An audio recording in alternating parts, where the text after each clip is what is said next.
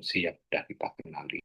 Tapi secara umum dapat kita kategorikan yang pertama adalah fungsi satu input satu output ya, yang biasanya dinyatakan dalam Y sama dengan F dalam kurung X gitu ya, di mana Y-nya adalah variabel terikat atau output, sedangkan X adalah variabel bebas atau input.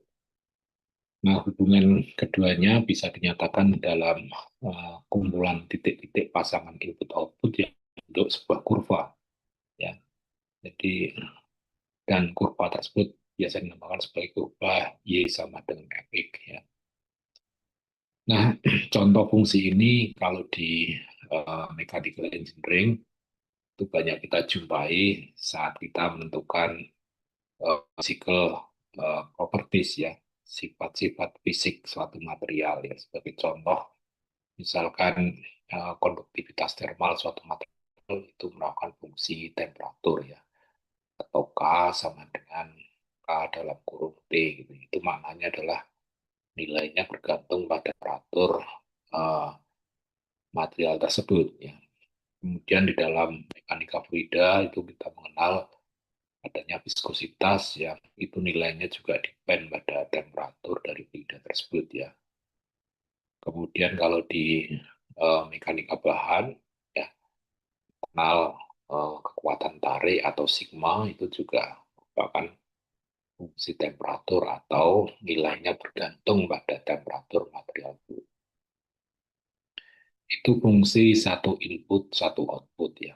Kemudian kita juga mengenal fungsi dua input satu output yang dinyatakan dalam bentuk Y sama dengan F dalam kurung X1, X2, di mana Y-nya adalah variabel terikat atau output, X1 dan X2-nya adalah variabel bebas atau input ya. Nah, ini juga bisa kita gambarkan ya, titik-titik, kumpulan titik-titik yang membentuk kurva yang berarti pasangan input-output tadi ya, di mana biasanya inputnya itu dinyatakan dalam koordinat bidang horizontal itu ada X, ada Y gitu ya. Kemudian outputnya dalam sumbu vertikal ya. Sehingga nanti tergambar titik-titik pasangan input output yang biasa disebut sebagai grafik Y sama dengan F X1 X2. Nah, di dalam mechanical engineering kita jumpai fungsi seperti ini. Contohnya adalah siklus Carnot ya, efisiensi siklus Carnot. Itu nilainya bergantung pada temperatur heat source dan temperatur sink atau temperatur tinggi dan temperatur rendahnya ya. Maka di sini efisiensi ini merupakan fungsi dari T1 dan T2 atau T hot dan T cold gitu ya. Kemudian lagi misalkan entalpi suatu fluida ya. Itu juga merupakan uh, parameter yang bergantung pada dua parameter yang lain. Dalam hal ini adalah temperatur dan tekanan. Hingga nilai dari entalpi atau kandungan panas dalam suatu material persatuan massanya itu bergantung pada tekanan dan temperaturnya berapa. Ya. Kemudian kita juga mengenal fungsi tiga input satu output ya. Atau dinyatakan dalam Y sama dengan F, X1, X2, X3. Nah, fungsi seperti ini kita jumpai dalam hasil simulasi ya. Misalkan kita mensimulasikan aliran lunak, aliran steady. Ya. Maka dari hasil penyelesaian model matematiknya nanti akan didapati uh, fungsi kecepatan dalam posisinya dalam hal ini adalah X, Y, dan Z ya. Dan ini bisa kita gambar ya dalam koordinat X, Y, Z di mana outputnya ditunjukkan oleh warna yang warna itu memiliki nilai ya atau ada legend. Misalkan merah itu artinya 100, kuning artinya 70, biru artinya 20 katakanlah gitu. Ya. Demikian pula saat kita melaksanakan perpindahan panas juga begitu. Kita akan mendapatkan temperatur dalam fungsi posisi YZ. Ya. itu juga sama nanti nilai tempatnya ditunjukkan oleh warna. Itu contoh fungsi tiga input satu output ya. Sehingga dari situ bisa mengetahui temperatur dimanapun ya. Jadi untuk nilai X, nilai Y maupun nilai Z berapapun dalam domainnya itu, maka kita bisa mengetahui temperaturnya. Kemudian lagi ada juga fungsi yang 4 input satu output ya. Ya, bentuknya Y sama dengan F, X1, X2, X3, dan X4 ya. Nah, ini Pak, kita, halo, ya, Pak ya izin maaf motong Pak. Mau konfirmasi ya, ini memang slide-nya masih yang di function of a complex variable as mapping ya Pak? betul, masih ini Oh, hanya oh pendahuluan. iya. Ya, Saya kira ah, bapaknya udah loncat slide. belum, Oh belum, iya siap. belum. Ini baru pendahuluan. Ya, ini baru awalan ya untuk ke sini. Untuk bergambaran. Cukup jelas ya. Oke, Oh saya iya lanjut siap ya. Pak. Oke, kemudian keempat ya, fungsi dengan 4 input satu output.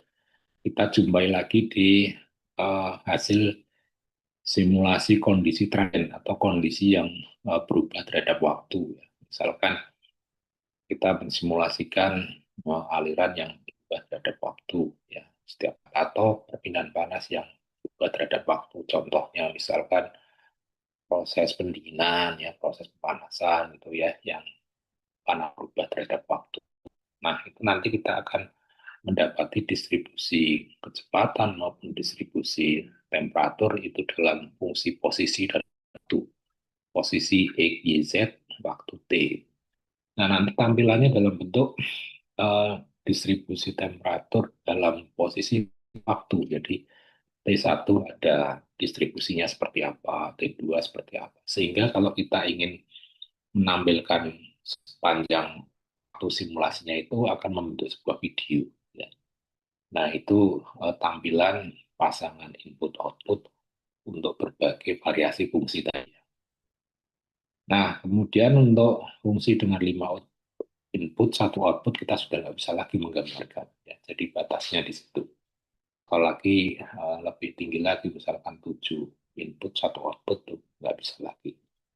Nah, sampai di sini apa yang kita pelajari itu fungsi-fungsi yang outputnya satu. Ya, outputnya satu. Nah, di variabel kompleks ini, kita akan mempelajari yang agak beda dengan itu. Kenapa? Karena meskipun kelihatannya satu input, satu output, tetapi kita tahu dalam variabel kompleks itu ada bagian real dan ada bagian imajiner ya. Itu artinya kita punya fungsi variabel kompleks yang kita nyatakan dalam W sama dengan F dalam kurung Z, di mana W-nya adalah variabel terdekat atau output, Z-nya adalah variabel bebas atau input, maka baik W maupun Z di dalamnya ada real part dan imaginary part. Itu maknanya ada 2 input, 2 output. Ini yang menarik ya. Jadi menarik. Ulang kali saya menyampaikan bahwa ini jangan dimaknai apa adanya itu jangan, tapi bisa ditafsir yang lain. Sebagai contoh, misalkan real dan imaginary ini kita artikan sebuah parameter yang berpasangan yang keduanya memang berbeda ya.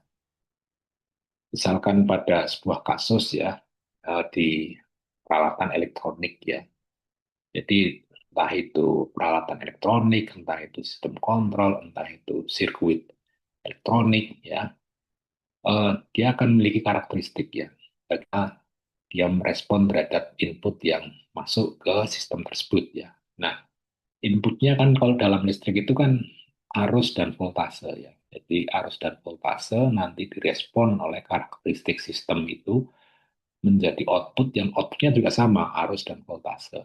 Nah, maka besarnya arus dan voltase output ini akan bergantung pada karakteristik eh, peralatan elektronik atau sistem kontrol atau apa namanya sirkuit elektrik di situ yang karakteristiknya ini bisa kita nyatakan dalam fungsi variabel kompleks.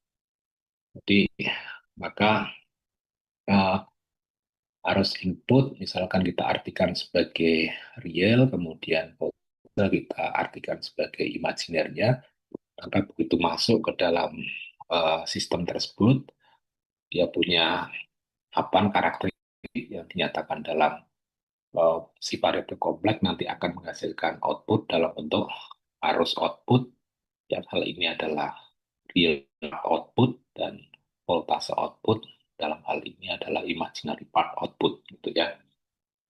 Kemudian di uh, sistem transmisi juga sama ya. Jadi sistem transmisi kita kan orang mekanik, sistem transmisi sebenarnya banyak ya, tidak hanya gear saja ya, roda gigi saja, tapi juga ada belt ya, kemudian ada hidrolik, pneumatik, ada magnetik juga ya, yang bisa apa namanya mengantarkan daya, yang dayanya itu nanti dalam torsi dan putaran mesin ya, atau omega ya. Itu juga bisa sama, torsinya kita artikan sebagai real part, kemudian omeganya sebagai imaginary part, kemudian masuk ke dalam transmisi.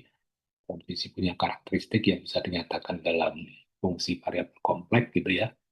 Kemudian keluar torsi dan lagi yang nilainya berbeda, yang itu tak lain adalah torsi output dan putaran output, yang dalam variabel ini torsinya dinyatakan sebagai real part output, sedangkan uh, putarannya atau RPM-nya dinyatakan sebagai imaginary part, yang diartikan sebagai imaginary part outputnya. Itu kan seperti itu bisa ya. Jadi artinya melebar ke sana. Di sistem vibrasi juga sama ya. Vibrasi yang di dalamnya ada pegas dan damper gitu ya. Itu uh, intinya juga dua, ada frekuensi, ada amplitudo ya. Yang itu juga bisa diartikan atau dibaca sebagai real part maupun imaginary part. Kemudian sistem vibrasinya itu juga punya karakteristik yang bisa dinyatakan dalam fungsi variabel kompleks, nanti akan menghasilkan amplitude output dan frekuensi output, dan itu kita baca sebagai real output dan imaginary output. Nah, sehingga apa yang akan kita pelajari ini unik memang ya, berbeda dari yang sebelum-sebelumnya. Nah, makanya eh, termasuk yang bersikeras agar variabel kompleks ini tetap diberikan di mechanical engineering karena punya manfaat seperti itu. Di samping ya, itu juga banyak dijumpai eh, fisika modern ya, sebagai contoh di teori kuantum, kemudian di perilaku gelombang elektromagnetik, itu juga melibatkan bilangan kompleks atau variabel kompleks ini. Oke, nah pada kesempatan ini kita akan mencoba mempelajari itu ya, dimulai dari apa namanya konsep dari fungsi variabel kompleks ya. Jadi perbedaan yang besar dengan fungsi sistem real adalah kalau dalam sistem real tadi bisa digambarkan pasangan input outputnya dalam titik, bahkan kumpulan titik yang bentuk garis gitu ya. Tetapi dalam fungsi variabel kompleks kita tidak bisa lagi melakukan seperti itu ya. Jadi nanti input tergambar sendiri domainnya, kemudian output tergambar sendiri dalam range-nya gitu ya. Jadi nah input itu biasa digambarkan, dipetakan itu dalam diagram argan Z ya. Jadi sudah menjadi kesepakatan variabel kompleks itu dinyatakan dalam Z ya, di mana Z-nya ini real part-nya dinyatakan dalam X, imaginary part-nya dinyatakan dalam Y ya.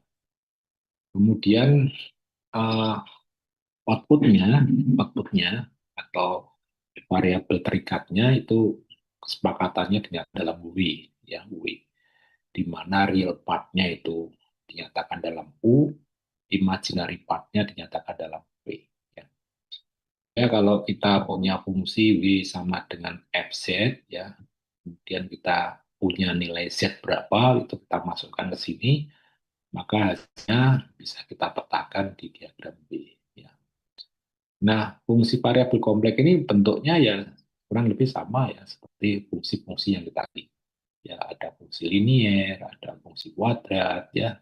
Secara umum fungsi polinomial gitu ya, ada fungsi trigonometri, ada hiperbolus ya, ada eksponen, ada logaritmik dan lain sebagainya. Bahkan ada kombinasi dari masing-masing fungsi tadi ya, dan juga ada fungsi fraksional ya, fungsi dalam bentuk rasio atau pembagian apa namanya linear dengan linear gitu ya, biasa disebut sebagai bilinear ya. Nah, itu nanti akan kita pelajari ya.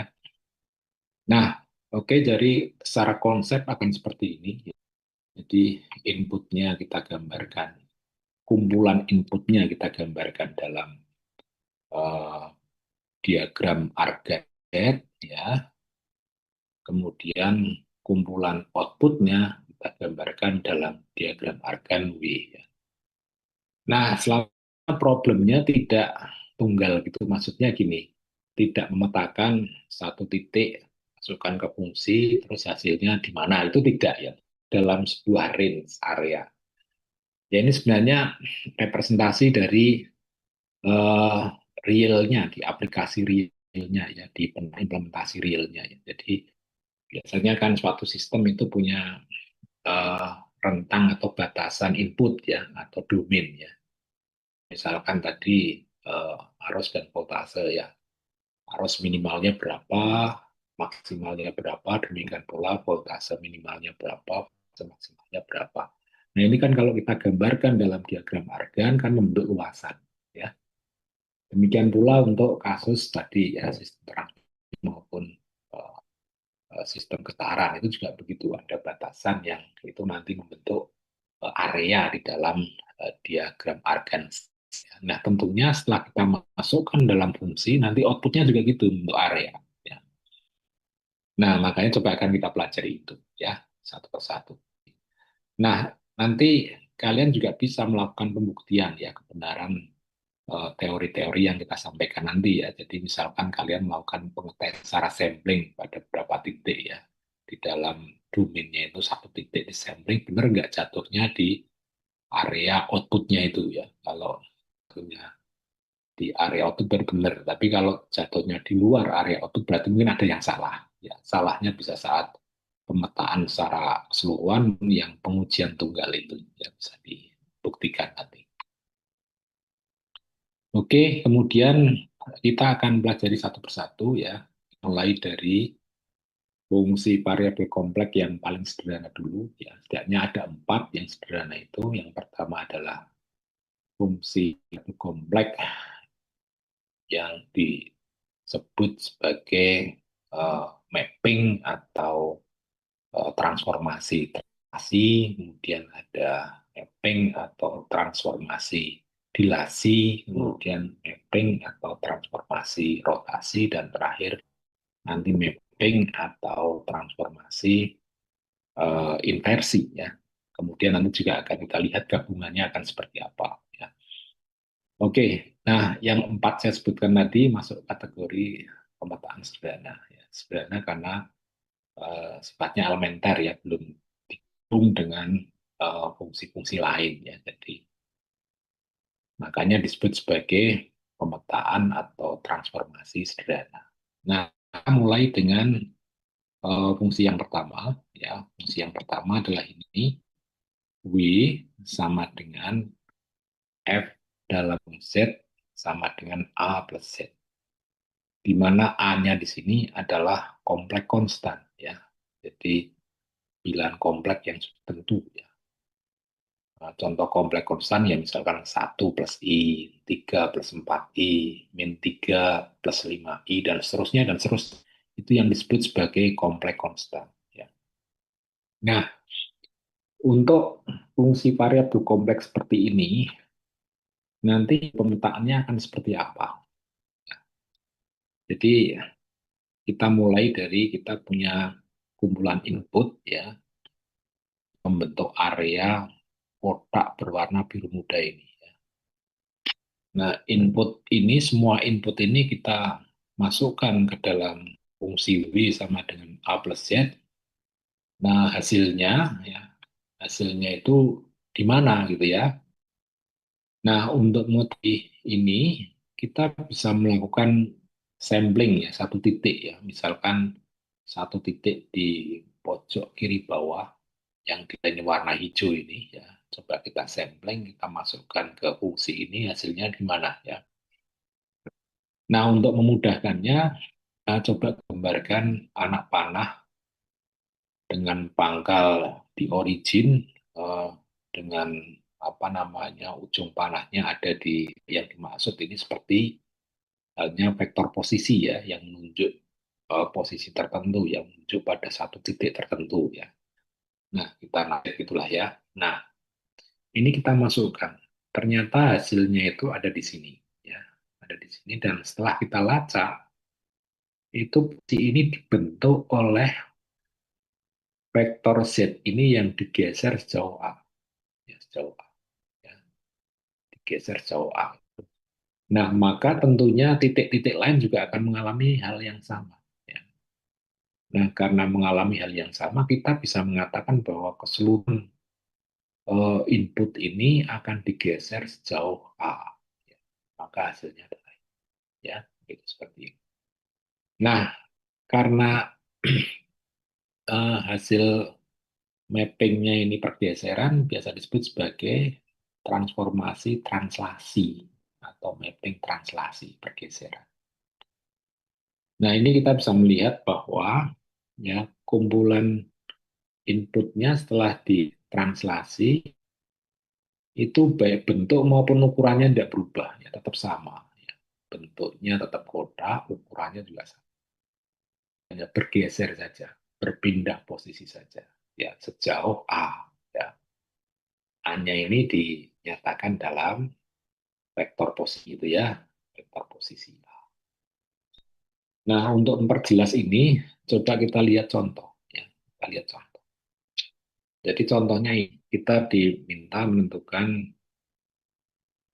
daerah hasil pemetaan untuk kumpulan input yang dikasih oleh garis X sama dengan 0, Y sama dengan 0, X sama dengan 1, dan Y sama dengan 2 di bawah transformasi W sama dengan F dalam kurung Z sama dengan Z plus 2 min I. Nah, 2 min I ini adalah kompleks konstan tadi ya, yang A tadi ya, kompleks konstan tadi adalah 2 min I. Nah, inputnya itu kalau kita lihat ini, ya, inputnya adalah ini, ya. Jadi inputnya adalah kumpulan titik-titik yang dibatasi oleh garis X sama dengan 0, ya, Y sama dengan 0, X sama dengan 1, dan Y sama dengan 2.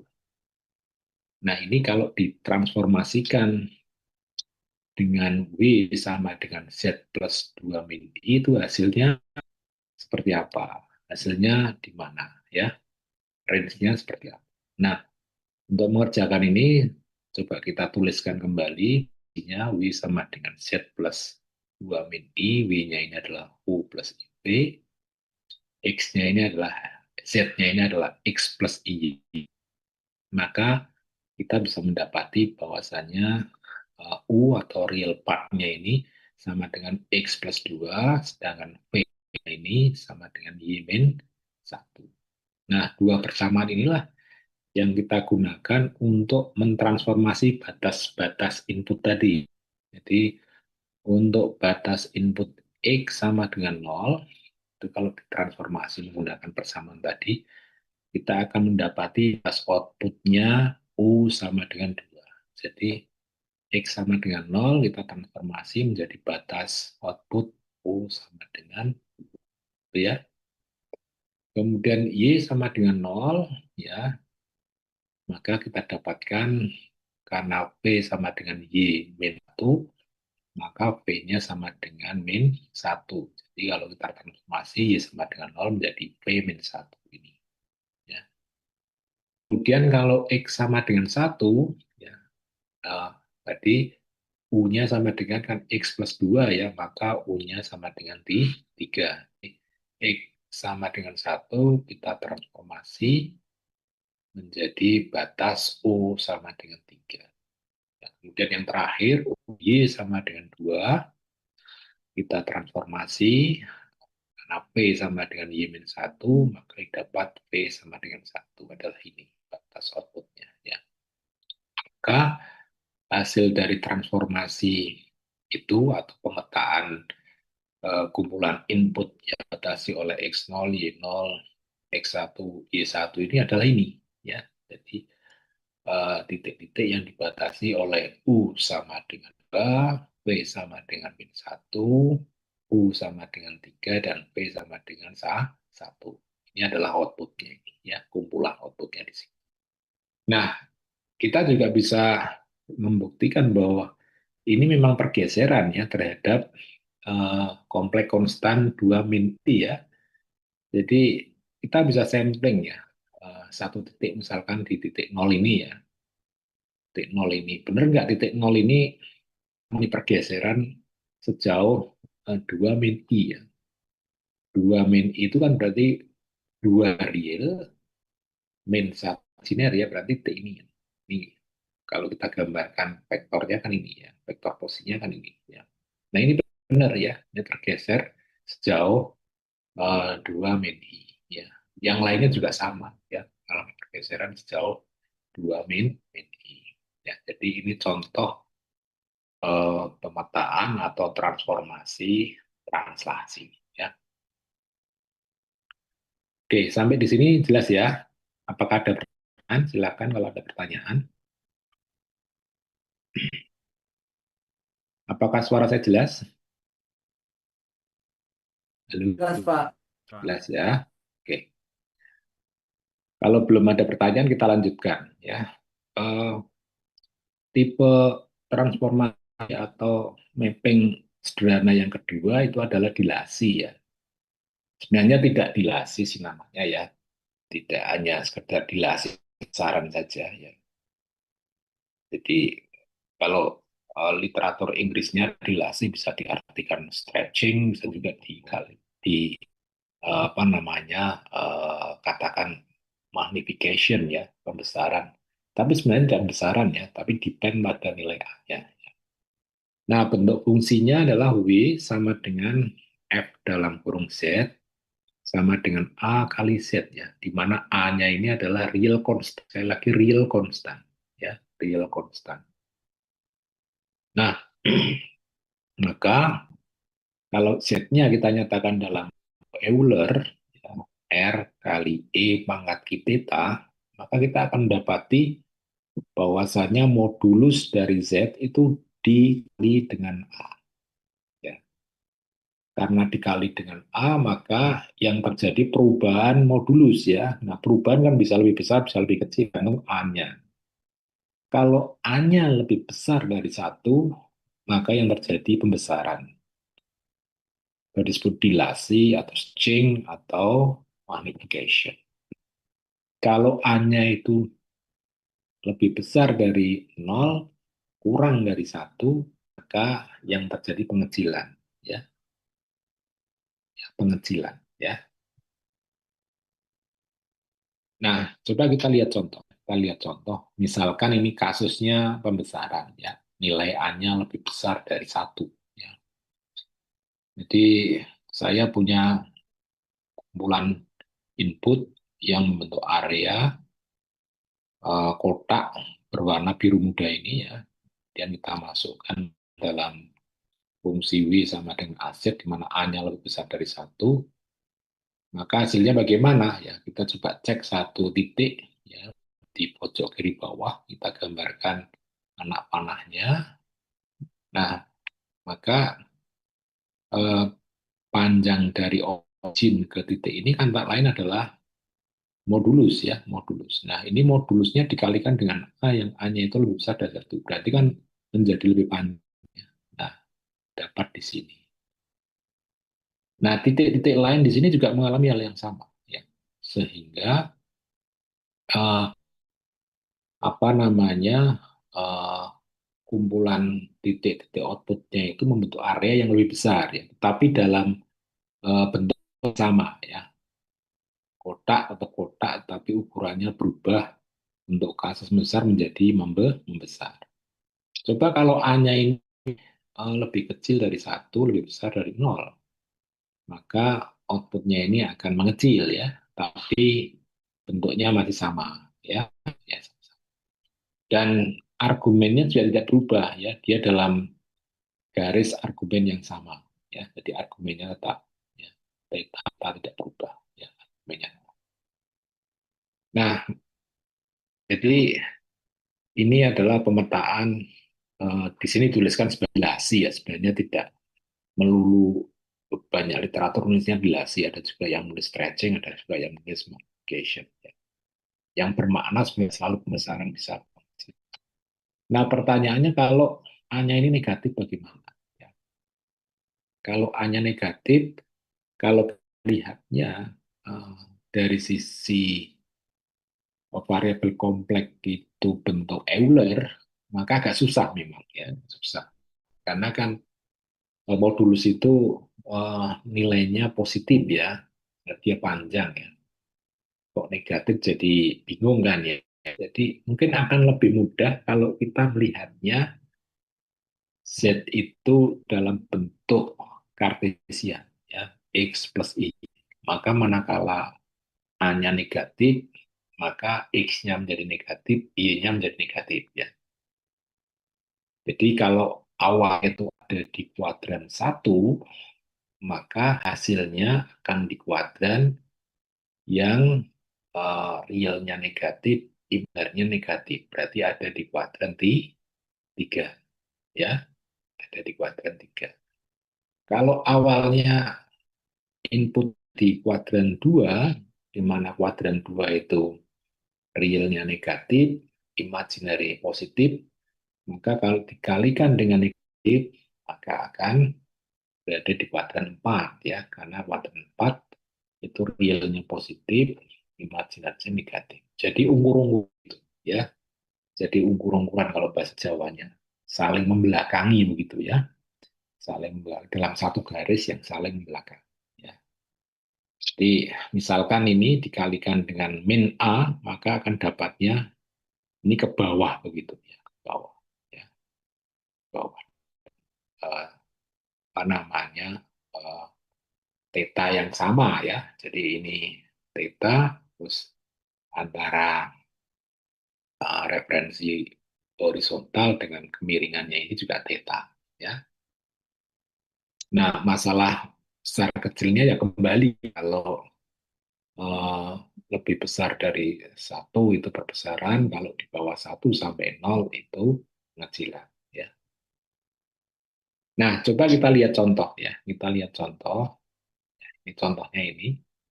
Kita diminta menentukan hasil pemetaan kumpulan input yang dibatasi oleh garis X sama dengan nol, Y sama dengan nol, dan X plus Y sama dengan 3. Dengan fungsi variabel kompleks, W sama dengan F dalam kurung Z sama dengan 2. Ya. Nah, jadi inputnya ini ya, inputnya adalah ini kumpulan titik-titik yang dikasih oleh X sama dengan nol, Y sama dengan nol, dan X plus Y sama dengan 3. Nah, ini akan kita petakan menggunakan fungsi W sama dengan 2Z. Nah, gimana hasilnya? Dan kita urai dulu ya, W sama dengan 2Z ini adalah U plus IV, Z-nya adalah X plus IY, maka kita bisa simpulkan U-nya sama dengan 2X, V-nya sama dengan 2Y. Dan kalau U dan V kita jumlahkan, maka kita dapati 2 kali X plus Y. Ya. Nah, inilah yang kita gunakan untuk mentransformasi batas-batas input tadi ya. Untuk X sama dengan nol maka kita dapat V sama dengan 0. Jadi X sama dengan nol ini kita transformasi menjadi batas output U sama dengan nol. Ya. Kemudian Y sama dengan nol kita transformasi ya dengan persamaan tadi ya. eh, 2Y tadi ya, maka hasilnya adalah V sama dengan nol. Jadi ini Y sama dengan 0, kita transformasi menjadi batas output V sama dengan 0. Ya. Kemudian X plus 3 sama dengan 3. X plus Y sama dengan 3. Ini. Ya. Kita transformasi, maka ini menjadi U plus V sama dengan 6. Karena tadi U plus V sama dengan 2 kali X plus Y. Sama dengan 6. Ya.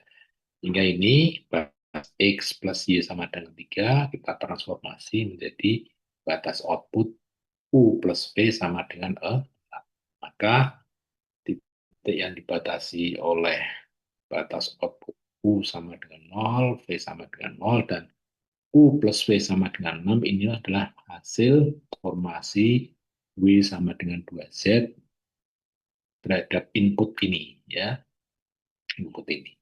Nah, tampak di sini dia mengalami dua kali, ya, dua kalinya, ya, mengalami perbesaran dua kali. Ini kebetulan contohnya A-nya positif lebih besar dari satu, ya. Nah, inilah apa namanya transformasi dilasi, ya, transformasi dilasi.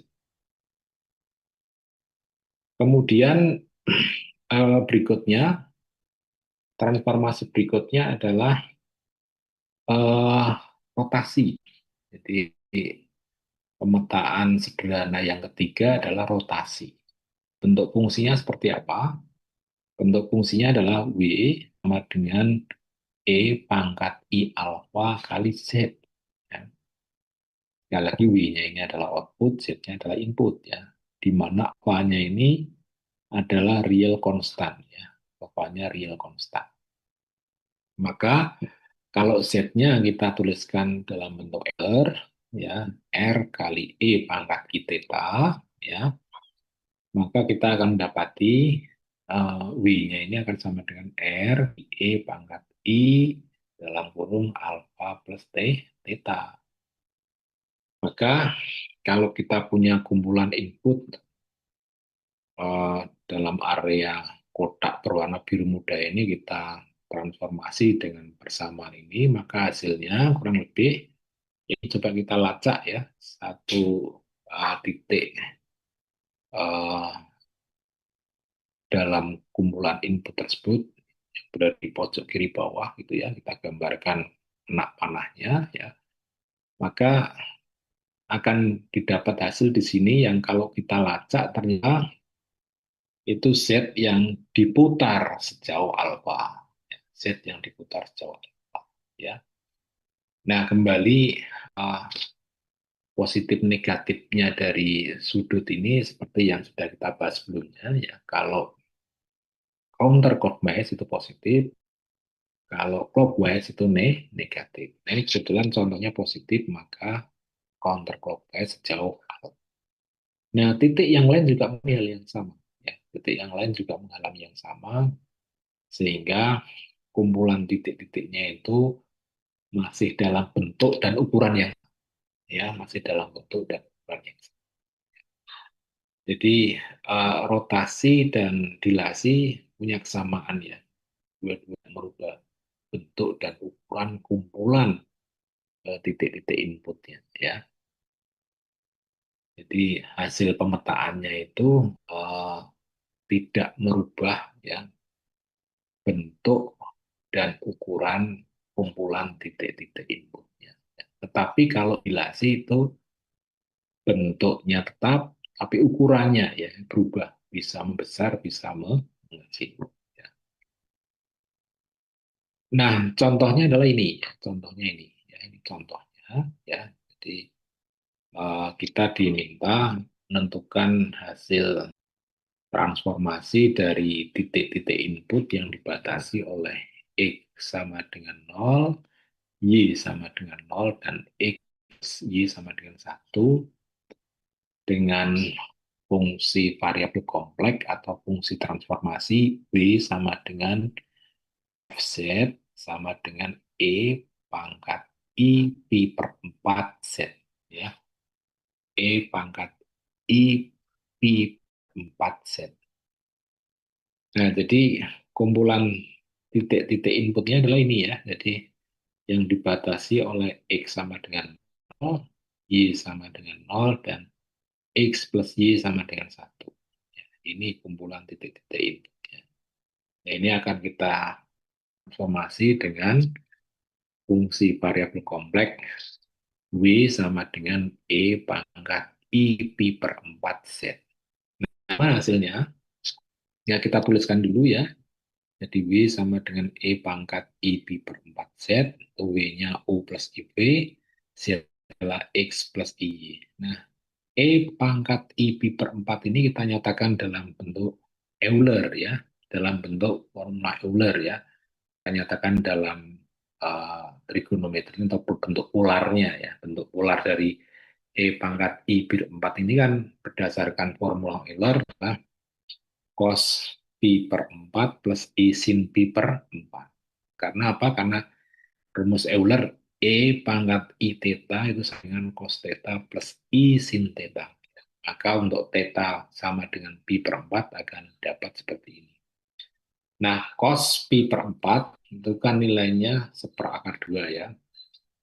Sin pi per 4 juga seperakar 2. Sehingga ini bisa kita nyatakan dalam bentuk seperakar 2 plus I seperakar 2 dikali dengan X plus I. Maka kita lakukan perkalian biasa itu ya. Jadi seperakar 2 kali X ditambah seperakar 2 kali IY ditambah I seperakar 2 kali X ditambah I seperakar 2 kali IY. Maka kalau kita lakukan itu, kita akan mendapati bagian nya itu adalah X min Y per akar 2, bagian imajinernya itu X plus Y per akar 2.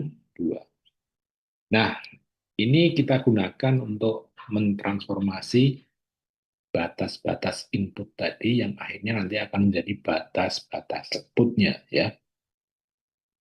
Nah, kita mulai dengan batas input X sama dengan 0 ya. Maka kalau X sama dengan 0 itu kita masuk ke sini, kita akan dapati U sama dengan min Y per akar 2. Kita masukkan ke persamaan P, kita dapatkan P sama dengan Y per akar 2. Maka dari sini kita mendapatkan kesimpulan bahwasanya Y sama dengan akar 2U dan Y sama dengan akar 2V. Ya. Itu berarti min akar 2U sama dengan akar 2V. Atau U sama dengan min V. Maka bermakna bahwa batasan input X sama 0 ini kalau ditransformasi dengan FZ sama dengan E pangkat I pi per 4 Z tadi akan menghasilkan batas output U sama dengan min P. U sama dengan min P itu ini. Ya, ini. U min P ini. Ya, kalau kita gambarkan. Ya. Kemudian langkah yang sama kita lakukan lagi untuk batas input yang kedua, Y sama dengan 0. Ya. Itu kita dapati U sama dengan X per akar 2 dan V sama dengan X per akar 2. Jadi kesimpulannya U sama dengan V. Ya, sama dengan V. Jadi U sama dengan V kalau kita gambarkan adalah ini. Jadi ini batas output untuk batas input Y sama dengan 0. Kemudian untuk X plus Y sama dengan 1 bagaimana? Ya tinggal kita masukkan saja. Kita dapati hasilnya adalah per akar 2. Ya, maka batas X plus Y ini kalau kita transformasi, kita dapatkan hasilnya adalah ini. V sama dengan akar 2. Maka titik-titik outputnya adalah titik-titik yang dibatasi oleh ketiga batas output ini. Nah, kalau kita lihat benar ya, ini seperti diputar. Memang diputar ya, diputar sejauh pi per 4. Ya. Sebagai contoh untuk Y sama dengan 0, diputar set ya, sebesar pi per 4. Kemudian X plus Y juga diputar. X sama dengan 0 diputar. Tentunya titik-titiknya juga mengalami hal yang sama. Ya, diputar sejauh pi per 4. Ya, jadi kesimpulannya adalah bahwa uh, hasil pemetaannya itu adalah bidang output tadi yang diputar sebesar pi per 4. Ya. Jadi tempatnya ini counterclockwise ya, karena positif counterclockwise ya. Oke, jadi dari sini kita sudah mempelajari 3 pemetaan yang kategori pemetaan sederhana ya, atau pemetaan elementer lah yang mendasar sekali ya. Masih ada satu lagi, tapi sebelum kita mempelajari pemetaan elementer yang keempat atau yang mendasar keempat, coba kita lihat ya pemetaan yang mengandung berapa pemetaan dasar tadi ya. Ya utamanya sudah kita pelajari tadi ya. Nah, ini kita cari di fungsi variabel kompleks linier ya. Jadi dulu waktu SMP kita sudah dikenalkan fungsi linier, bentuknya adalah Y sama dengan MX plus C gitu ya. Ada juga yang menuliskan Y sama dengan misalkan AX plus B, itu juga ada. Di mana koefisien depan variabel itu dimaknai gradien atau slope. Yang itu bisa kita lihat secara geometri bahwa itu adalah kemiringan garis singgungnya.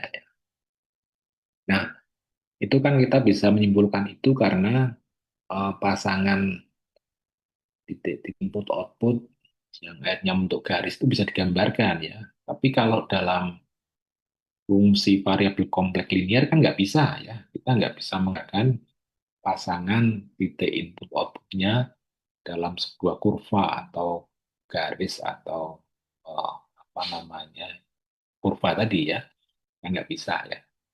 Makanya uh, rasanya terlalu berani kalau kita mengartikan W sama dengan A plus BZ, terus B-nya dimaknai gradien atau slope ya. Jadi dari beberapa literatur yang saya baca nggak ada yang warna itu slope. Memang susah untuk mengatakan itu slope atau tidak ya.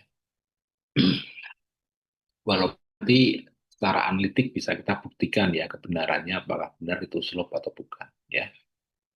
Nanti waktu pembahasan derivatif ya. Uh, jadi bentuknya seperti ini, ya. Bentuknya seperti ini, fungsi linier variabel W sama dengan F dalam kurung Z sama dengan A plus BZ. Ya. Nah, hanya tetap, ya, kan sekali lagi A dan B ini adalah kompleks konstan atau bilangan kompleks yang sudah tertentu nilainya. Tadi saya menyebutkan contohnya misal 1 plus I, 2 plus 3I, atau -3, -4I, dan seterusnya. Itu kompleks konstan ya, tertentu. Nah, maka seandainya B dan Z ini kita nyatakan dalam bentuk Euler, maka B-nya akan berbentuk seperti ini, modulus B kali E pangkat I argumen B, kan tentunya itu ya. Sedangkan Z-nya itu dalam bentuk R kali E pangkat I theta. Karena sudah menjadi kesepakatan umum bahwasanya modulus Z itu dinyatakan dalam R, argumen Z dinyatakan dalam theta. Tetapi kalau di luar itu biasanya dituliskan seperti ini.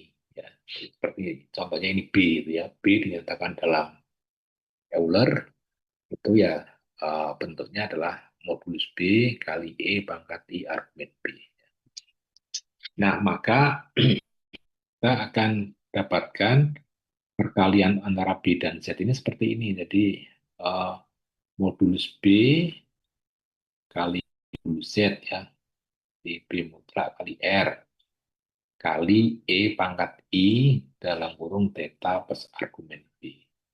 Maka kita lihat di sini bahwasanya fungsi linier ini di dalamnya mengandung uh, 3 pemetaan. Yang pertama adalah dilasi, yang kedua rotasi, yang ketiga adalah translasi.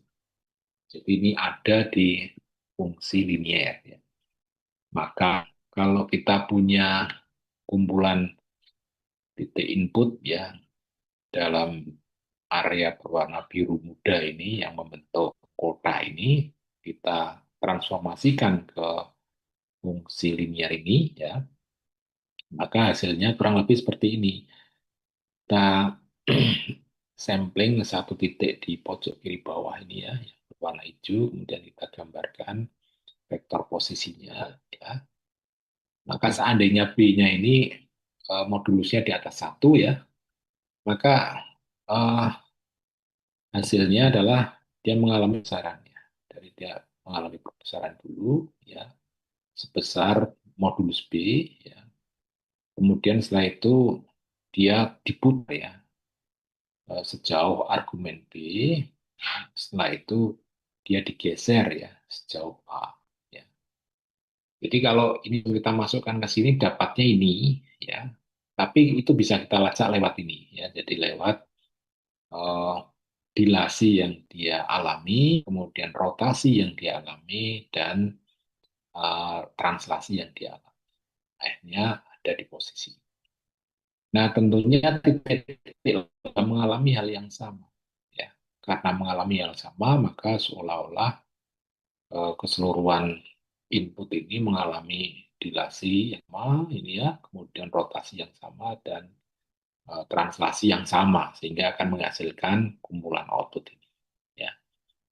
Ini adalah ilustrasi bagaimana eh, pemetaan linear tersebut, ya. Jadi di dalamnya ada kombinasi translasi, rotasi, dilasi. Nah, untuk case ini memang enaknya bacanya dari dilasi.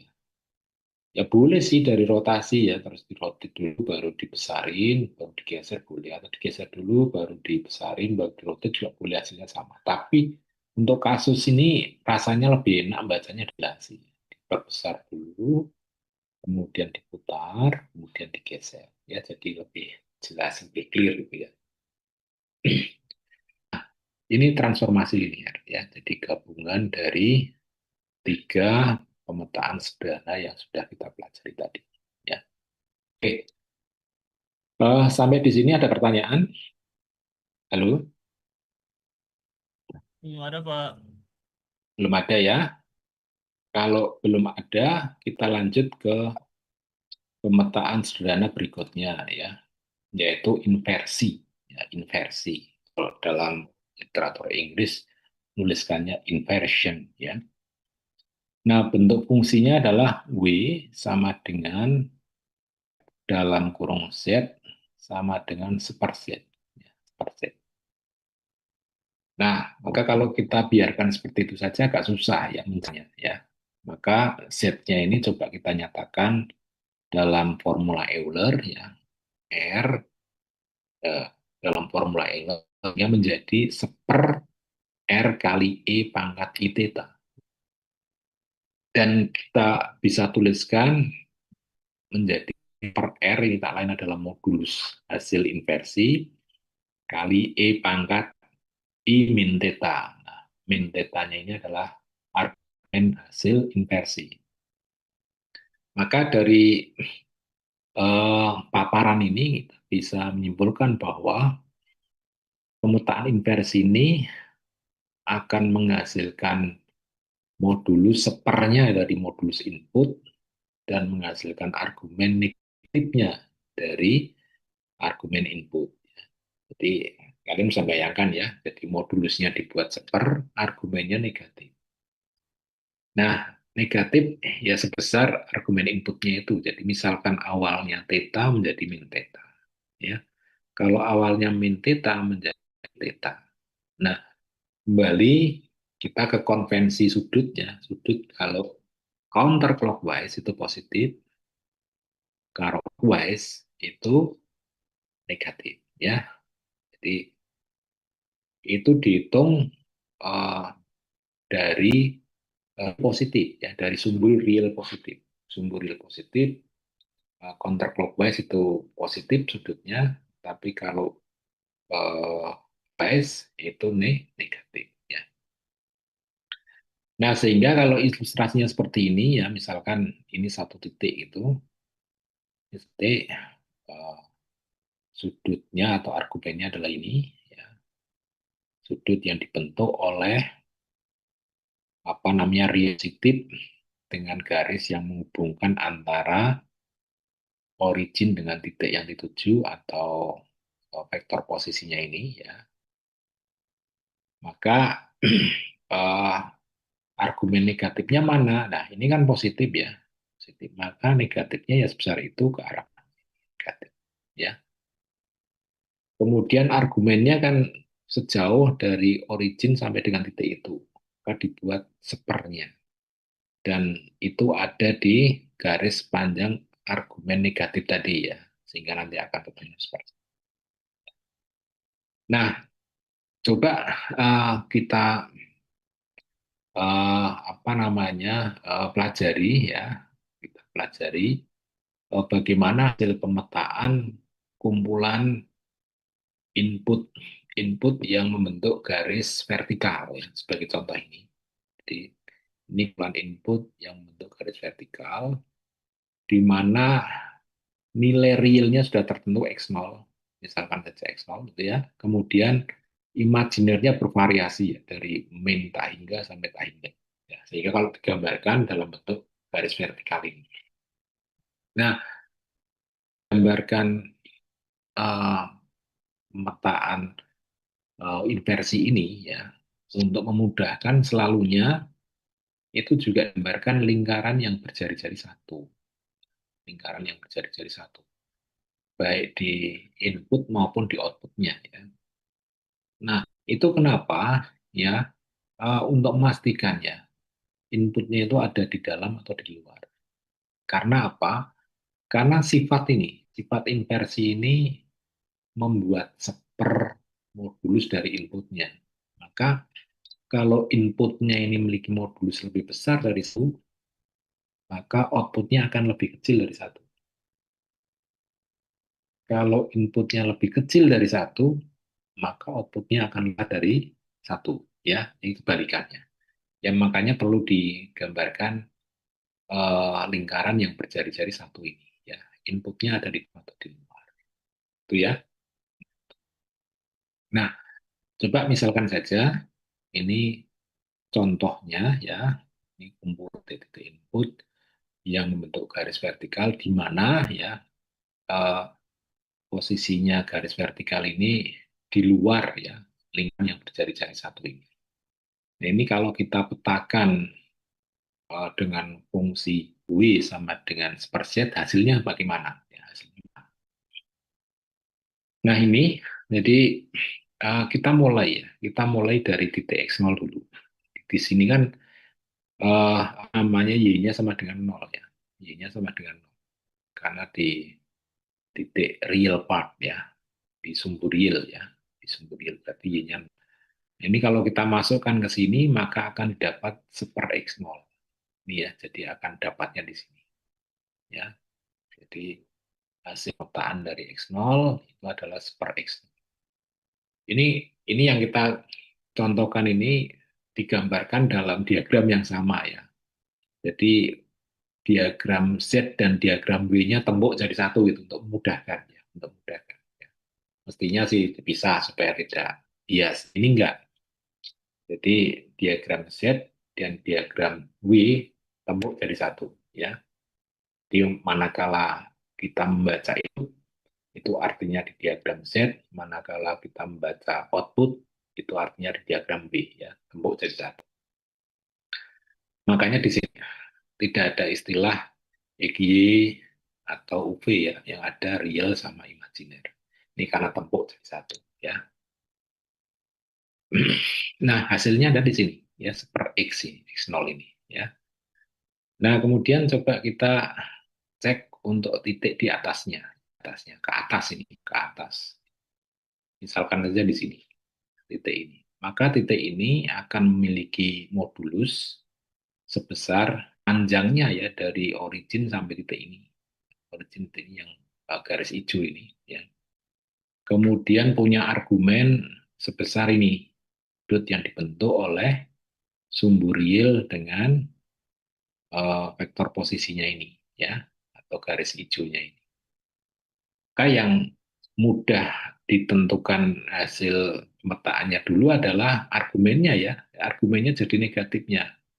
Maka pemetaan untuk posisi ini argumennya adalah min ya.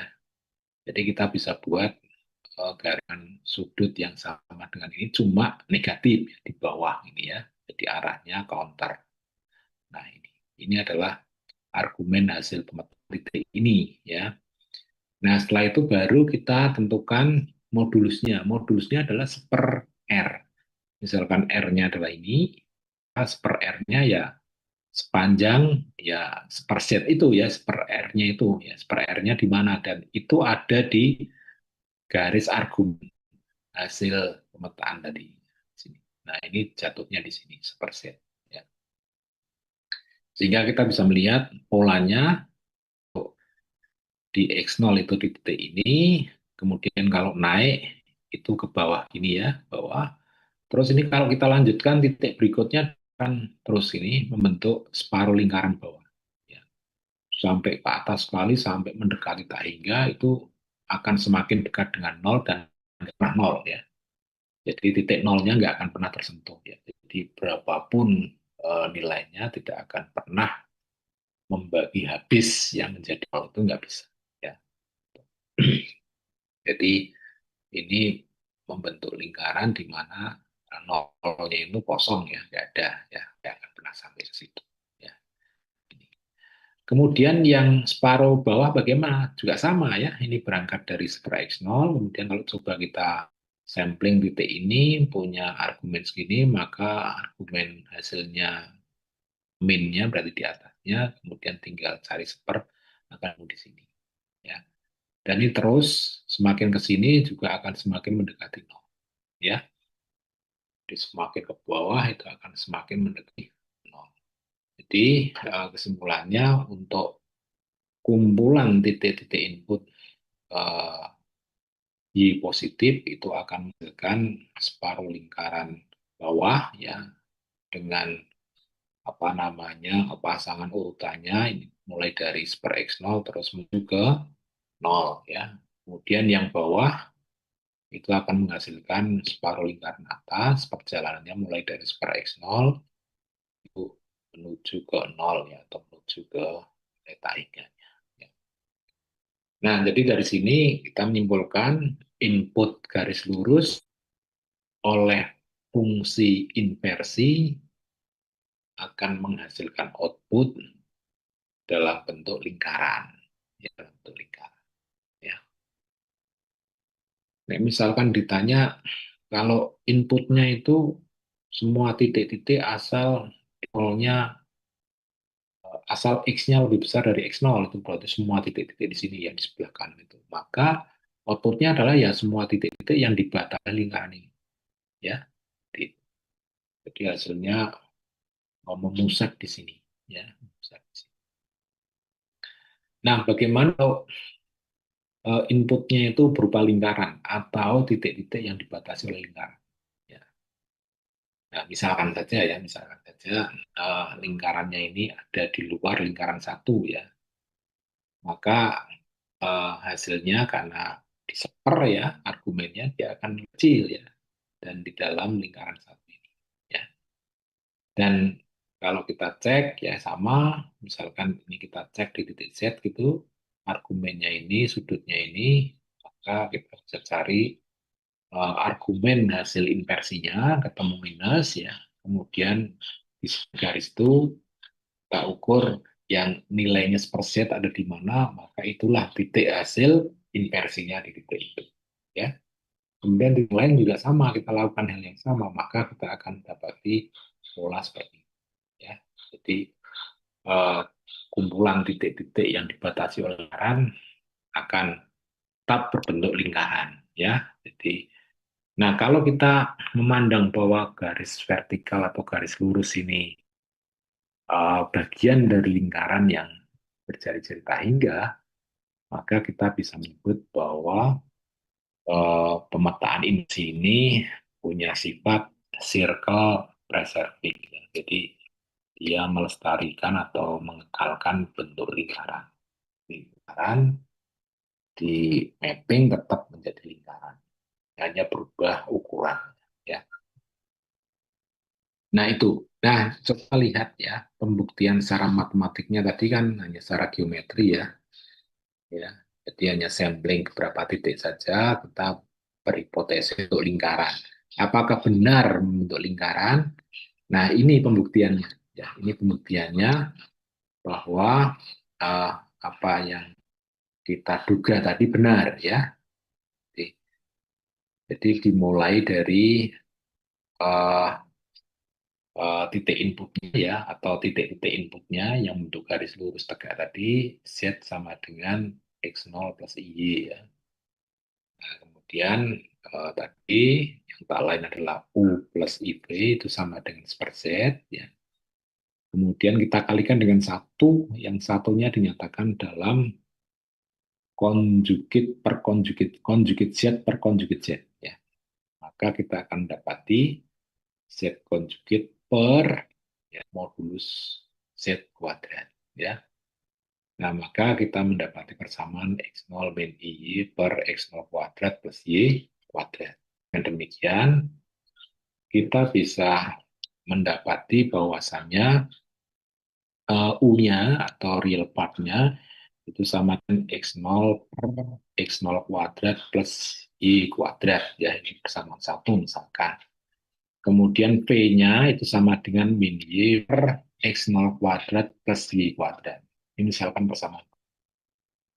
Nah, coba kita lakukan pembagian satu dibagi atau persamaan satu dibagi persamaan dua, ya, maka kita akan mendapati U per V sama dengan X0 min Y. Atau bisa dituliskan sebagai Y sama dengan min X0 V per U. Ya. Misalkan ini kita sebut sebagai persamaan 3, persamaan ini substitusikan ke dalam persamaan 2, maka kita akan mendapati persamaan V sama dengan X0 V per U per X0 kuadrat plus dalam kurung X0 V per U kuadrat. Nah, coba kita kalikan satu, yang satunya dinyatakan dalam U kuadrat per U kuadrat. Maka kita mendapati V sama dengan U X0 V per U kuadrat X0 kuadrat plus V kuadrat X0 kuadrat. Nah, kalau V-nya kita coret, maka kita mendapati persamaan U kuadrat X0 kuadrat min U X0 plus V kuadrat X0 kuadrat sama dengan. Ya. Maka persamaan ini bisa kita bangun dalam bentuk persamaan umum lingkaran ya. Jadi persamaan umum lingkaran kan dulu di SMA sudah diajarkan ya. X min X0 kuadrat plus Y min Y0 kuadrat sama dengan A kuadrat. Itu adalah persamaan lingkaran dalam bidang XY dengan titik pusat XY0 dengan jari-jari A, kan gitu ya. Nah, persamaan ini pun bisa dinyatakan dalam bentuk ini. Maka akan menjadi persamaan U min seper X0 kuadrat plus V kuadrat. Nah, V kuadrat itu bisa kita baca V min 0 kuadrat ya, sama dengan dalam seper 2x0 kuadrat. Nah, dari sini kita menyimpulkan bahwa ini adalah persamaan lingkaran dalam UV dengan jari seper 2x0 dengan titik pusat seper 2x0, 0. Ya, jadi terbukti ya. Jadi ini kan kita lihat ya lingkaran di UV dengan jari-jari seper 2x0. Kenapa? Karena ini diameternya seper 0. Maka jari-jarinya ya seper 2x0, ya, separuhnya ya. Dan titik pusatnya benar ada di seper 2x0, ya. Jadi ini terbukti. Ya. Ini adalah bukti bahwa dugaan kita tadi benar. Ya, dugaan tadi benar. Dan nggak terbantahkan lagi. Kemudian pertanyaannya adalah kalau misal uh, garisnya miring gitu ya, bagaimana hasil pemetaannya miring, miring seperti ini. Maka input miring ini bisa kita baca seolah-olah input yang vertikal tadi diputar sejauh alfa. Ya. Dengan melihat D-nya ini dari origin menuju ke titik potongnya ini kita pandang seperti D ya. Nah, OD-nya itu seolah-olah diputar ya, sebesar alfa. Sebesar alfa. Maka outputnya juga akan mengalami perputaran dengan arah yang berlawanan ya, karena tadi prinsip dari inversi itu adalah eh, kalau apanya nanti kalau modulusnya diseper, argumennya dinegatifkan ya, maka kalau inputnya diputar sebesar alfa, maka outputnya akan diputar sebesar minus alfa ya. Jadi awalnya begini, kemudian inputnya diputar sejauh alfa, maka outputnya ini akan diputar sebesar min alfa. Jadi patokannya adalah dari garis 0 ke seperti ini ya, diputar sebesar min alfa. Maka akan didapat seperti ini ya. Nah, kita bisa membayangkan ya, kalau diputar 90 derajat ya, counterclockwise, maka hasil pemetaannya akan putar sebesar min 90 derajat sehingga akan ke bawah ini ya. Kemudian kalau diputar lagi 180 derajat ya, berarti ini nanti ada di sebelah kiri ya, maka ini juga mengalami perputaran sebesar min 108 derajat, berarti nanti ada di sebelah kiri ini ya. Kemudian kalau diputar lagi horizontal di bawah, maka dia akan diputar sejauh minus 270 derajat sehingga nanti lingkarannya ada di atas. Sehingga dari sini kita bisa membayangkan ya, garisnya ada di posisi manapun, lingkarannya juga akan uh, muter berlawanan sebesar perputaran dari kemiringan garis tersebut. Nah, mandangnya adalah ini, di OD-nya ini sama O sepertinya itu yang diputar ya garis itu. Oke, paham ya dari sini ya. Nah, coba kita lihat contoh ya, kita lihat contoh. Contoh yang pertama untuk fungsi inversi ini adalah ini. Jadi eh, kita diminta menentukan hasil transformasi inversi untuk titik-titik input ya yang dibatasi oleh eh, garis vertikal Z sama dengan setengah. Jadi ini kalau dalam matematiknya itu adalah inputnya itu adalah eh, real part, semua bilangan kompleks dengan real part lebih besar sama dengan setengah. Ya. Jadi semua bilangan dengan real part lebih besar sama dengan setengah. Nah, ditransformasi dengan fungsi inversi W sama dengan FZ sama dengan setengah. Nah, ini kalau kita lihat seperti ini ya, ini titik-titik inputnya ini. Jadi yang berwarna hijau ini. Jadi semua bilangan kompleks asal Z-nya ini lebih besar sama dengan setengah. Nah, ini kalau ditransformasi menggunakan inversi hasilnya bagaimana gitu ya. Nah, ini caranya. Ya. Jadi kita tulis dulu U plus IP itu sama dengan seperset. Atau bisa juga dikatakan Z-nya sama dengan seper W. Maka kita mendapati U-nya itu adalah X ya. Kita mendapati X-nya itu sama dengan U per U kuadrat plus V kuadrat. Y-nya sama dengan min V per U kuadrat plus V kuadrat. Ya, seperti tadi ya, seperti awal tadi ya. Nah, tadi disebutkan X-nya itu lebih besar sama dengan setengah. Ya. Di realnya kan lebih besar sama dengan setengah. Maka kita bisa tuliskan U per U kuadrat plus V kuadrat lebih besar sama dengan setengah. Ya. Maka kita mendapati persamaannya menjadi U kuadrat min 2U plus 1 plus V kuadrat lebih kecil sama dengan 1 ya. Karena dibalik kan ya. Balik. Uh, karena ini perkalian silang ya, perkalian silang nanti ini pindah ke tandanya balik gitu ya, tandanya balik. Nah, maka ini bisa kita tuliskan sebagai uh, U min 1 kuadrat plus P min 0 kuadrat lebih kecil dengan 1. Nah, ini artinya apa? Ini artinya adalah persamaan lingkaran dalam U dan P ya dengan jari-jari su ya, dan titik pusat 0,1, 1,0, sorry, 1,0, ya, 0. Nah, kalau kita gambarkan kan ini, ya. Jadi, ini lingkaran dengan jari-jari satu, ini diameternya 2 ya, berarti jari-jarinya satu. Titik pusatnya ada di 1,0. Nah, kembali ke pertanyaan.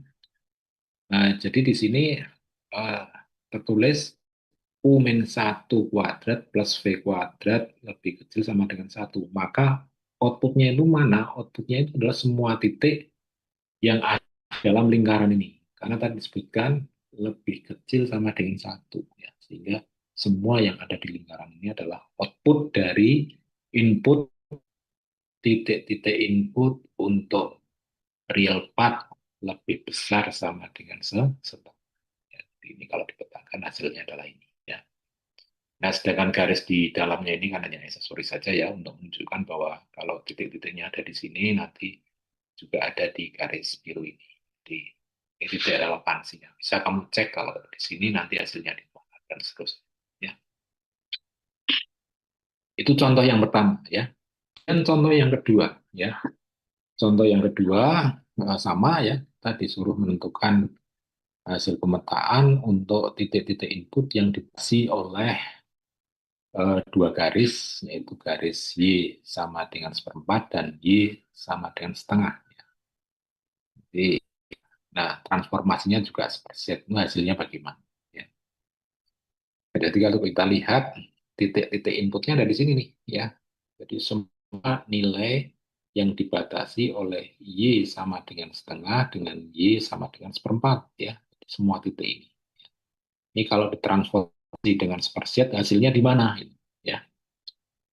Nah, sama ya rutenya Y sama dengan seperset, nanti uh, dinyatakan dalam Z sama dengan seper Y, nanti X plus Y sama dengan seper U plus IP kita kalikan dengan satu, yang satunya dinyatakan dalam konjugit per konjugit, kita akan mendapati X-nya sama dengan U per U kuadrat plus V kuadrat, Y-nya sama dengan min V per U kuadrat plus V kuadrat. Ya. Nah, setelah itu baru kita terapkan ya. Jadi batas uh, Y lebih besar dari seperempat dan Y lebih kecil dari setengah ya. Jadi kita tes untuk batas Y sama dengan seperempat ya. Y sama dengan seperempat kita masukkan ke dalam persamaan ya.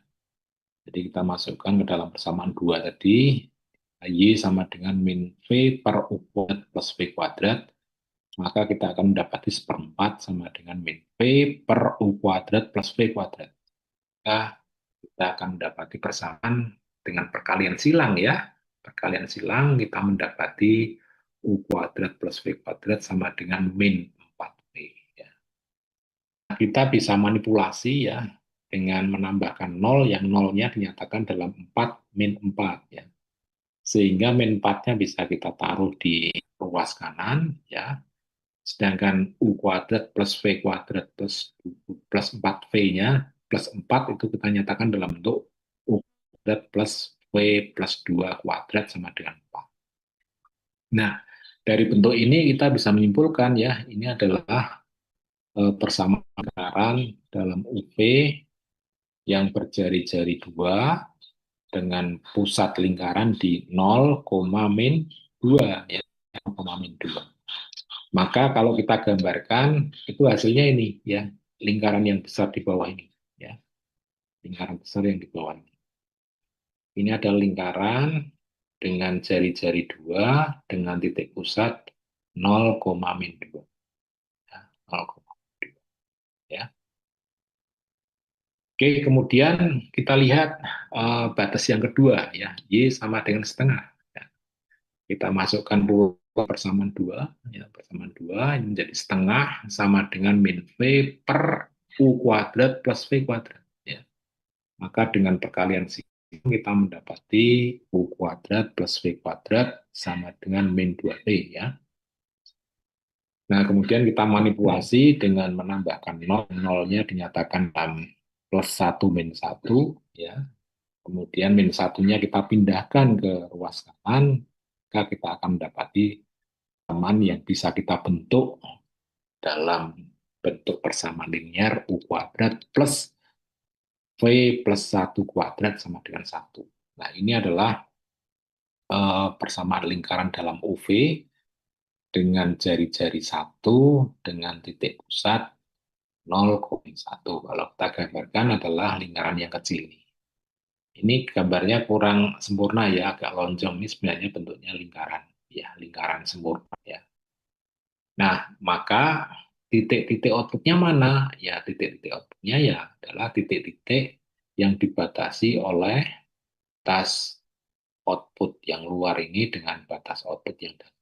Ya, maka titik-titik outputnya adalah yang diarsir ini, yang diarsir ini. Titik-titik input ini kalau kita transformasikan seperset hasilnya adalah ini, ya, itu. Nah, kalian bisa ngecek ya, misalkan di titik ini ya, di titik eh, berapa ini, eh, sepertiga I katakanlah, bisa kamu cek nanti hasilnya di mana, ya, masukkan ke hasilnya. Kalau hasilnya di luar berarti ada yang salah dalam melakukan itu. Oke. Hasilnya mesti harus di dalam, ya, dalam di antara dua lingkaran, ya. Oke, cukup jelas ya. Apakah ada pertanyaan sampai di sini? Nah, karena ini hal baru bagi kalian ya, tolong jangan mengandalkan perkuliahan ini ya. Jadi jangan hanya mengandalkan tatap muka seperti ini aja, jangan mengandalkan perkuliahan ini saja atau pertemuan ini saja. Tapi setelah ini kalian baca ya, kalian baca, kemudian coba ditulis ulang contoh soalnya itu dipahami betul gitu ya. Nanti saya yakin kalian mendapatkan pemahaman yang baik. Sehingga nanti apa namanya problem-problem pemetaan fungsi kompleks itu sudah nggak masalah lagi ya. Jadi kalian sudah polanya akan seperti apa ya.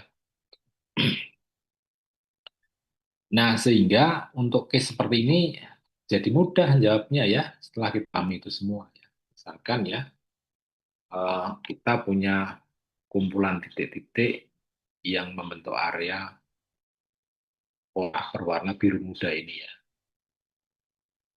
Kan kita transformasikan dengan W sama dengan seperset. Itu hasilnya bagaimana? Ya, ini gampang saja ya. Jadi kumpulan input di sini itu dibatasi oleh garis vertikal yang kiri ini, kemudian garis vertikal yang kanan, garis vertikal yang bawah, dan garis horizontal yang bawah, dan garis horizontal yang atas ini ya. Jadi dibatasi oleh 4 garis ini. Nah, maka batas-batasnya ini kita transformasi ya. Kita transformasi. Transformasi dengan W sama dengan seperset. Tadi kita sudah tahu ya kalau vertikal seperti ini, maka kalau kita transformasi versi hasilnya ada lingkaran ya. Misalkan saja ini posisinya di luar lingkaran jari-jari satu tadi ya, sehingga nanti hasilnya dia akan ada di lingkaran yang berjari-jari satu ya, karena sifat inversi tadi ya. Nah, kita mulai dari batas vertikal yang kiri. Yang kiri kalau kita versikan, maka kita akan mendapati lingkaran yang besar ini ya, yang besar ini. Lingkaran yang besar ini ya, lingkaran yang besar. Kemudian yang vertikal sebelah kanan itu kalau kita inversikan akan mendapatkan lingkaran yang lebih kecil lagi, yang lebih kecil ini ya. Nah, kemudian yang berikutnya untuk batas horizontal bawah ya, ini horizontal ya diputar 90 derajat, maka akan menghasilkan lingkaran yang diputar 90 derajat minus 1 derajat ya. Yang ini yang besar ini, yang besar ini ya, yang besar. Ya. Kemudian batas horizontal yang atas juga sama akan menghasilkan lingkaran yang diputar ya 90 minus 90 derajat itu hasilnya adalah yang kecil ini. Nah, terus coba kita uh, tentukan titik-titik yang relevan ya. Jadi titik di sini itu ini titik perpotongan antara batas vertikal kiri dengan batas horizontal bawah. Maka ya ini akan perpotongan dari batas output dari vertikal kiri dengan batas output yang dihasilkan dari batas input frontal bawah ya, ini ketemu ya, di sini. Selanjutnya yang ini juga di mana? Ini di mana? Nanti kemudian titik-titik ini dihubungkan ya oleh ya misalkan yang ini ya, yang bawah dengan yang bawah lagi sebelah kanannya itu oleh batas horizontal bawah, maka kita lihat yang horizontal garisnya yang mana itu ya. Ini hubungkan, maka kita akan mendapati hasil pemetaannya adalah ini. Ya. Ini adalah hasil pemetaan inversi untuk kumpulan titik input yang berbentuk kotak warna biru muda ini ya. Kita transformasi dengan fungsi W sama dengan seperti Z, itu hasilnya adalah ini. Ini kita perbesar ya, ini kan kecil ya, jadi kita perbesar jadi seperti ini kelihatan ya. Nah, terlihat di sini bentuknya tidak lagi sama ya. Jadi fungsi inversi ini tidak melanggengkan bentuk, bentuknya berubah ya. Kalau awalnya kotak ya berubah, ya. Awalnya apa gitu berubah. Jadi tidak tetap seperti halnya di kasus translasi dan rotasi ya. Bentuknya tetap, ukurannya tetap, ini bentuk ukurannya berubah ya. Oke, jadi konsepnya mudah-mudahan sudah kalian tangkap ya. Jadi cara memetakannya seperti ini ya. Nah, kemudian terakhir ya, saya ingin menunjukkan pembuktian ya, pembuktian bahwa kalau inputnya lingkaran, outputnya juga lingkaran ya. Jadi tadi di awal itu kan kita baru membuktikan kalau inputnya garis lurus ya, outputnya adalah lingkaran. Sekarang yang kedua ini, inputnya lingkaran, outputnya juga lingkaran. Nah ini pembuktian matematisnya seperti ini ya. Pembuktian matematisnya seperti ini. Jadi dimulai dari bentuk fungsi inversi W dengan seper Z, kemudian kita nyatakan dalam Z sama dengan seper W, ya, maka kita bisa mengetahui X-nya itu akan sama dengan U per kuadrat plus V kuadrat, Y-nya sama dengan min P per U kuadrat plus V kuadrat ya.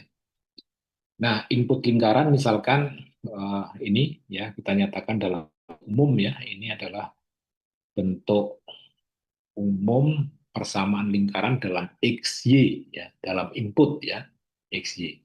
Ada lingkaran dengan jari-jari A dengan titik pusat X0, Y0 ya.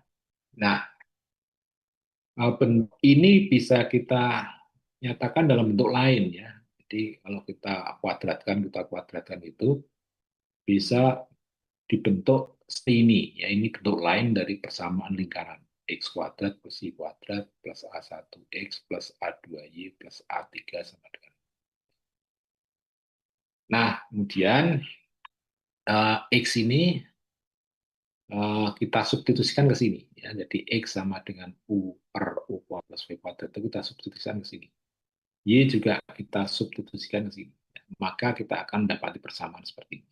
Ya. Persamaan dalam bentuk dalam kurung U per U kuadrat plus V kuadrat kuadrat plus dalam kurung min V per U kuadrat plus V kuadrat kuadrat plus A1 kali dalam kurung U per V U per U kuadrat plus V kuadrat plus A kuadrat kali dalam kurung min V per U kuadrat plus V kuadrat plus A3 sama dengan ya, ini hasil substitusi X dan Y ke persamaan ini ya. Persamaan bentuk lain dari persamaan kuadrat dalam XY ya. Persamaan lingkaran dalam XY, sorry. Nah, maka kalau kita kalikan dengan U kuadrat plus kuadrat, maka kita akan mendapati bentuk seperti ini. Ya. Jadi menjadi U kuadrat per U kuadrat plus V kuadrat plus V kuadrat per U kuadrat plus V kuadrat plus A1 kali U plus A2 kali min V plus A3 kali U kuadrat plus V. Nah, U kuadrat per U kuadrat plus V kuadrat plus V kuadrat per U kuadrat plus V kuadrat ini kan sama dengan 1 ya, kita jumlah ya. Ini sama dengan 1, sehingga bisa kita tuliskan seperti ini. Dan bentuk ini Ini adalah bentuk lain dari persamaan lingkaran dalam UV, ya, sehingga bisa kita susun dalam bentuk persamaan umum lingkaran U min U0 kuadrat plus V min V0 kuadrat sama dengan B. Nah, ini adalah bentuk persamaan lingkaran dalam UV dan jari-jari B dengan titik pusat U0, P0. Ya, seperti itu. Jadi ini bukti, ya, terbukti bahwa input lingkaran itu hasilnya output lingkaran. Tentunya tadi ya kalau lingkarannya ada di luar lingkaran jari-jari satu, maka outputnya akan di dalam lingkaran jari-jari satu. Kalau inputnya di dalam lingkaran jari-jari satu, maka outputnya di luar lingkaran jari-jari satu yang tentunya ukurannya menjadi lebih besar. Itu ya, seperti itu. Oke, di sini ada pertanyaan. Sampai di sini ada pertanyaan? Kira-kira tidak ada, Pak. Tidak ada ya. Oke, kalau nggak ada, eh, pembahasan berikutnya adalah ini, tapi ini kurang efektif kalau sampaikan secara online ya. Nanti akan saya sampaikan saja langsung offline minggu depan ya, karena butuh uretan di papan tulis dan butuh penjelasan yang eh, lebih runtut ya, supaya Anda bisa memahami ini. Ya. Ini rencananya akan kami sampaikan minggu depan. Ya. Oke, kalau tidak ada pertanyaan, saya cukupkan kuliahnya sampai di sini ya. Tolong hidupkan kameranya ya untuk bukti bahwa kalian hadir pada kuliah online sore ini. Saya akan hidupkan kameranya.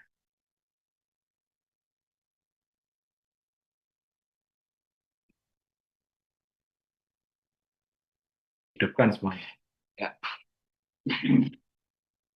Materinya sudah saya share ya di WA Group ya.